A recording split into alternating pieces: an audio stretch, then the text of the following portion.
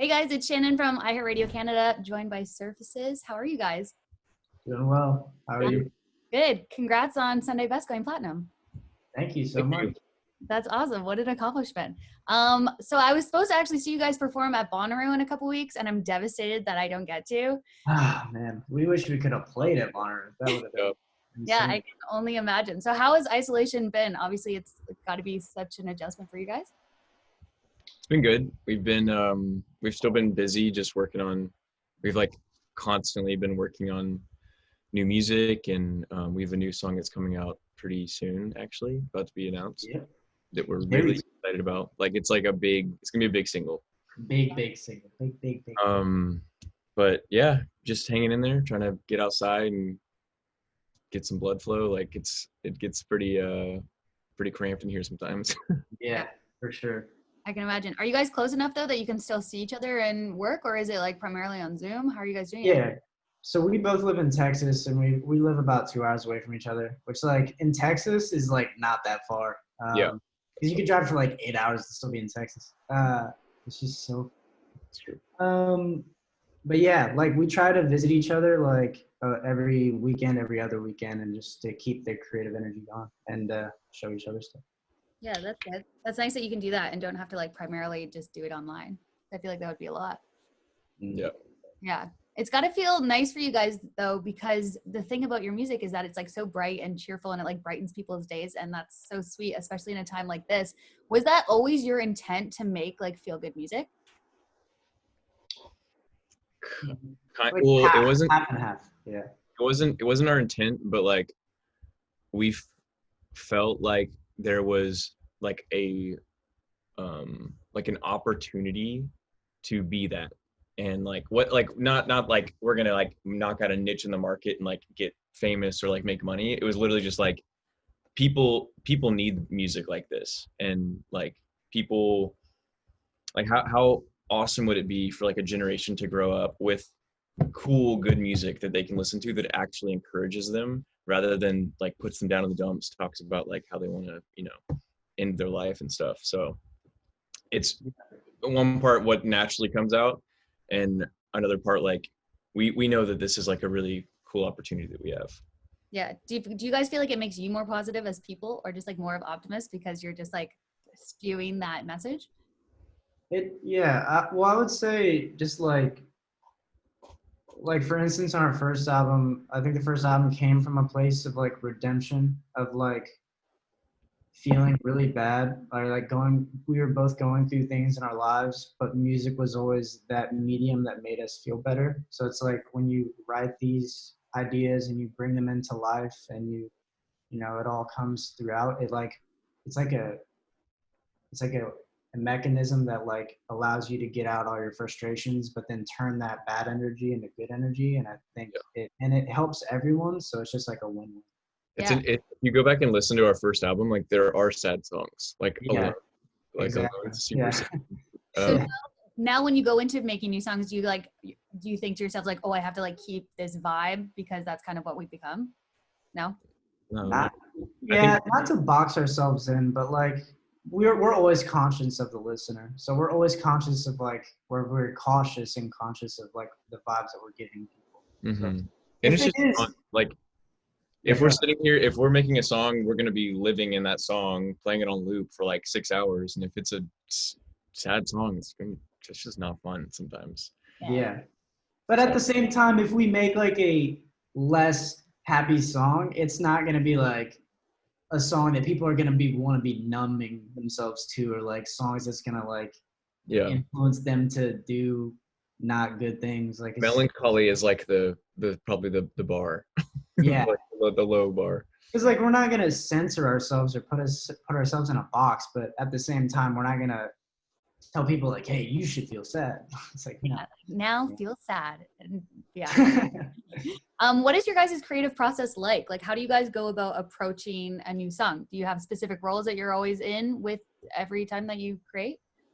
Yeah, for sure. Like when from creation, like me or Forrest will find something we really like a sample, or like Forrest will do chords, or like we'll build from there, and then like we'll just go like like a tennis match, like just off the ideas of like songwriting, and then Forrest pretty much spearheads production, and I just give my input along the way. That's awesome. I love that. And it's so cool too that you guys like found each other online and then you just started to create this whole thing. But was that transition in the beginning quite difficult? Because I feel like it's like a relationship in a way that you two have like teamed up as business partners and music partners. Was that a difficult transition to go from doing your own thing to then being together, or was it just like totally beneficial? It It was seamless. yeah, it was seamless. I feel like it's, and as it's gone along, it's more seamless. Like we've kind of like figured out how songs start the best way, or how things like kind of move along the best way. Like it's become more efficient. Right. Mhm. What would have taken us like 10 hours to do in the beginning would take us like 45 minutes to an hour now, type thing. Yeah. That's nice. Yeah. And then you can just Had a continue lot to of fun. grow from there, right? Yeah. And then like just building a team around us that like helps delegate responsibilities, and like keeping our engine clean and bigger and stronger, and yeah. Yeah, cool. The thing about Sunday Best that I think is so interesting is that you guys came out with this song last summer. Do you guys credit TikTok as the reason as to why it's like blown up as much as it has now, or do you think it's just like timing? What do you think it is? It's steadily grown. Obviously, like TikTok is what like put it over the edge, but Yeah, like for sure. if you go back and look at the streams, like like every day it's been bigger than the last day, and it was like growing and growing and like kind of slipping up. And then I think, I don't know, it kind of hit this like ceiling.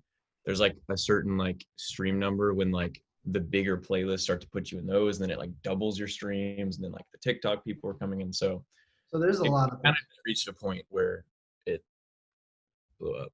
Yeah. Is that fun for you guys just to like watch it go up and you just like check in on the numbers? Or It's is that crazy. Yeah. so fun.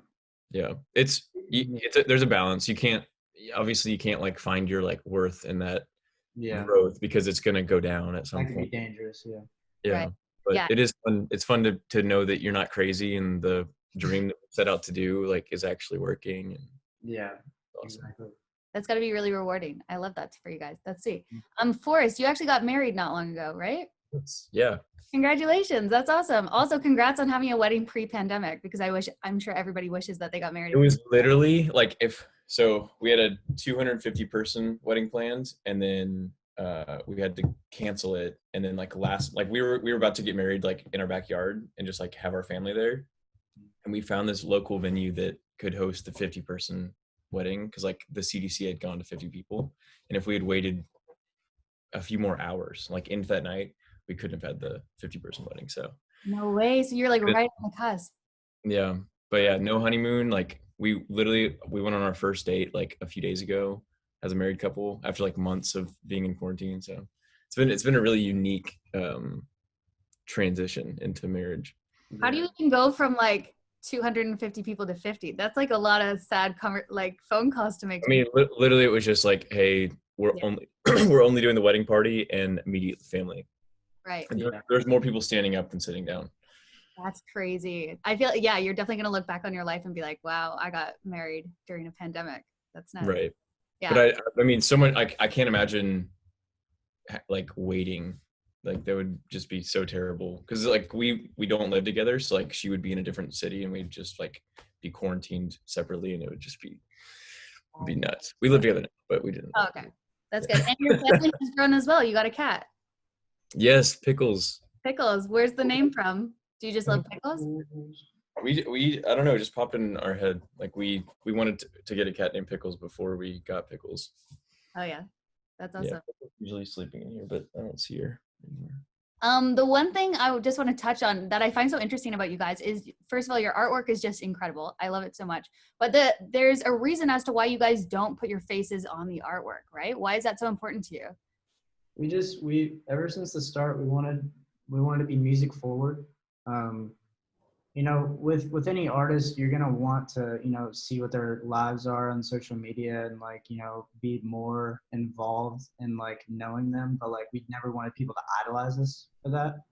And not that like other people do and they're bad, but it's just like we personally wanted to put the feeling and the emotion and the message of our music before ourselves, because we don't want people to idolize us and everything we do. We want people to idolize the feeling of that emotion and that mindset of what our music is giving out. And that's why for our album artworks, we're literally just painting or creating the environments that we want people to live in and feel in and hear this music.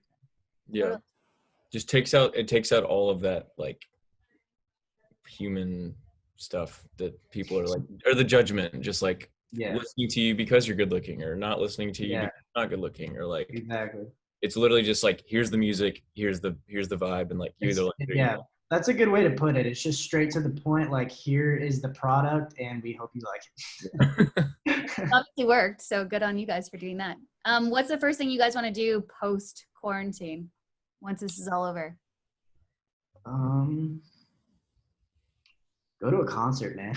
I want to go to a concert again so bad. So fun. I want to go to a movie theater. Yeah, I miss movie theaters. Yeah, I just want to go to a restaurant. Those aren't open here yet, so. Oh, yeah. That's tough. They're opening up here. It's kind of fun. Yeah. It still feels weird, like the waiters will be wearing masks and like you're like sitting all like. Sitting. I was gonna say they probably like separate everybody. Yeah, they do. Yeah, and then you can't have a party of more than 6 people, I think, still. Oh yeah, yeah, that's similar to ours. Crazy world that we're living in, hey? Yep, sure is. Yeah, cool. Well, thank you guys so much. It's been a pleasure talking to you guys. I appreciate it. Thank you so much for having us. Yeah, thank you. All right, you guys have a good day. See ya. Bye.